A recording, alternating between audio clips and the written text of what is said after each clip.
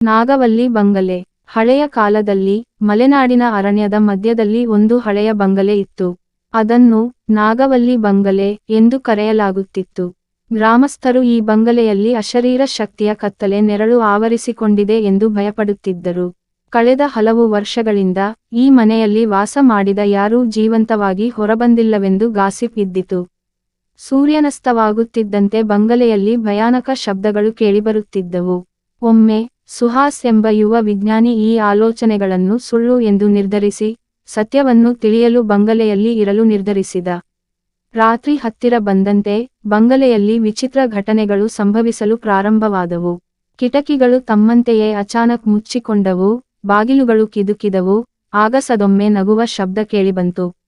ಸುಹಾಸ್ ನಡುಕದಿಂದ ಅವನ ಕೈಯಲ್ಲಿದ್ದ ಟಾರ್ಚ್ ಕೆಳಗೆ ಬಿದ್ದಿತು. ತಕ್ಷಣ ಅವನ ಮುಂದೆ ಅರೆಹೊಳೆಯಾದ ರೂಪದಲ್ಲಿ ನಾಗವಲ್ಲಿ ನಿಂತಿದ್ದಳು. ಅವಳು ತನ್ನ ದುರಂತ ಕತೆ ಹೇಳಲು ಪ್ರಾರಂಭಿಸಿದಳು. ಒಮ್ಮೆ ಈ ಬಂಗಲೆಯಲ್ಲಿ ಅವಳನ್ನು ಮೋಸಗೊಳಿಸಿ ಕೊಂದಿದ್ದರು. ಆಕೆಯ ಆತ್ಮದ ಶಾಪದಿಂದಾಗಿ ಇಲ್ಲಿ ಯಾರೂ ನೆಮ್ಮದಿಯಿಂದ ವಾಸಿಸಬಹುದಿಲ್ಲ. ಸುಹಾಸ್ ಆಕೆಯ ಆತ್ಮಕ್ಕೆ ಶಾಂತಿ ನೀಡಲು ಪ್ರಯತ್ನಿಸಿ ಬೆಳಿಗ್ಗೆ ಮುಂಜಾನೆಯ ಹೊತ್ತಿಗೆ ಬಂಗಲೆಯಿಂದ ಪಾರಾದ.